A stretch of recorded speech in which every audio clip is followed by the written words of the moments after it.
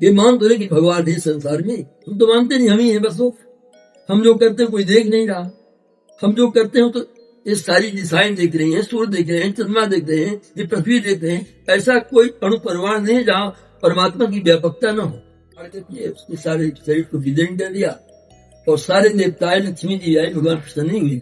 और जब प्रहलाद जी को फिर ब्रह्मा जी ने भेजा, वो चाटने लगे, जैसे गाय अपने बच्चे को चाटती है। और अंत में भगवान ने कहा कि प्रहलाद कुछ वरदान मांगो। प्रहलाद ने कहा प्रभु कुछ वरदान के आपके दर्शन हो गए, कुछ तो मांग लो। अरे प्रभु देना है तो ऐसा वरदान दीजिए कि कभी मांगने का मन नहीं पड़े, कभी किसी से मांगो नहीं। ऐसा वरदान केवल कुंती मैया ने मांगा था। विपदासन तुने जगत गुरु बहुत दर्शन निष्ठात पुनरो दर्शन। हे प्रभु विपत्ति दीजिए, जब तक विपत्ति थी तब तक आप मेरे पास में थे, और अब समृद्धि हो गई, अब हमारे पुत्र को आपने राजपद पर अभिषेक कर दिया, अब छोड़ के जा रहे हो। ऐसा मुझे राज, ऐसा पद, ऐसा धन नहीं चाहिए, मुझे तो आप विपत्ति दे दो। मुझे वही समय चाहिए, वही काल चाहिए जब आपकी सानिध्यता, सामीप्यता, सायुजता, सालोक्यता बनी रही।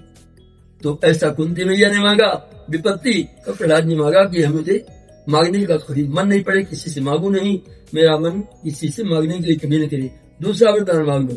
मेरे पिता ने मेरे कारण और आपके कारण बड़ा दुर्वचन संसार को कहा, सबको अस्त व्यस्त कर दिया। प्रभु मेरे पिताजी को आप क्षमा कर दीजिएगा। भगवान का तुम्हारा प्रागट हुआ है, मैं क्या दे। ऐसा हमारा सनातन संस्कृत है श्री राम। और ये सनातन संस्कृत के अतिरिक्त कोई दूसरी संस्कृत दी है। जो लोग बोलते हैं धर्म की जय हो, ये थोड़ी लोग बोलते हैं हिंदू धर्म की जय हो कि वैदिक धर्म के हो। यानी धर्म सिर्फ एक है, वो सनातन वैदिक धर्म। बाकी सब किसी मनुष्य के द्वारा चलाई गई उपासनाएं, चाहे कोई भी हो। हर उपासना को चलाने वाले एक मानव है, पर इस सनातन धर्म को चलाने वाला अखिल ब्रह्मांड राज सच्चा परमात्मा है। तो धर्म यही है जीवन, और बाकी सब शाखा शाखाएं। तो इस पर हमको अपने शरीर को बलिदान कर देना चाहिए, मन को, वचन को, प्राण को, धन को, धर्म को, सब इस पर न्यौछावर करके और इसके उत्थान के लिए अपना पल पल समर्पित कर देना चाहिए। इसी से परम कल्याण की संभावना हो सकती है, और हमारा आवागमन का जो चक्र है इसको भी शांति मिल सकती है।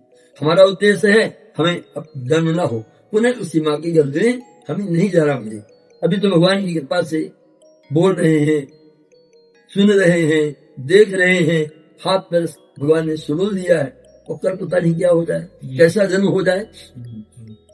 स्कंद पुराण में एक सेठ जी थी, तो सेठ जी का धर्म था थोड़ा से लाभ लेकर किसी वस्तु को बेचना। हमने 20 रुपए में खरीदा तो उसको थोड़ा सा लाभ लेकर कि परिवार चलता रहे।